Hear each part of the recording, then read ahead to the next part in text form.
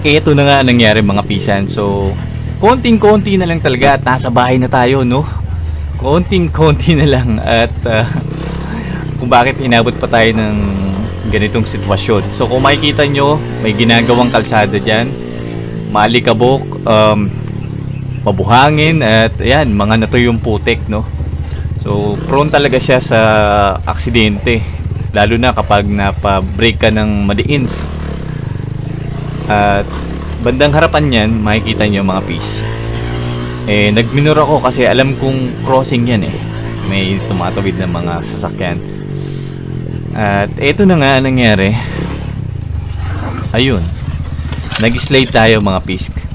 Medyo napadiin yung preno natin dahil siyempre ayaw naman nating mabangga yung sasakyan o yung kotse na yan, kulay white.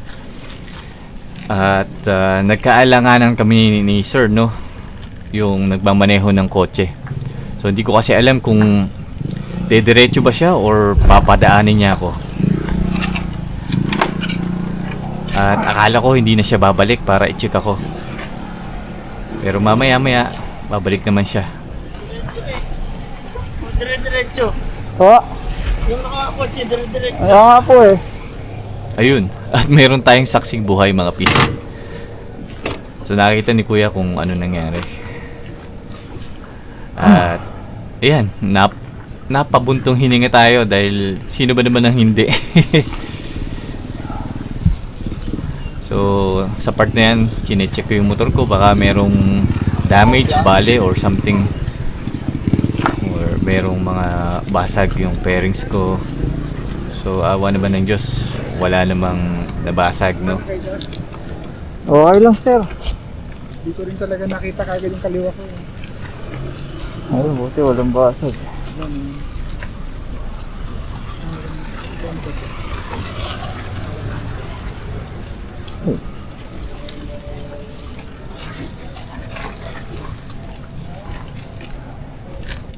Alright, so sa part na to, kinuha ko yung number ni kuya. If ever na makakita ako ng damage pag uwi ko, kasi hindi mo talaga machi-check na maigi yung sasakyan mo or motor mo kapag nandiyan ka sa ganyang sitwasyon. So ayun, mabait naman si kuya, no? Nakipag-cooperate naman siya. Binalikan niya ako, kaya hindi ko na masyadong pinatagal yung aming usapan. Ay, sir. Nag-ring na. Sige sir. Kasi naka-ano ako. Sige sir, ano eh. Okay naman siguro. Oo nga, sana nga po eh. Okay lang. Sige. Message ko lang. Message ko lang kayo sir. Okay. Kung sakaling may ano. Pasensya na talaga, sir. Sige. Sige po. Alright, so siya nga pala. Shout out sa'yo, Sir Joseph Soriano, no? So naiwasan ng ating motor na madamage, no, dahil sa slider mo napaka-effective, no? Talagang functional.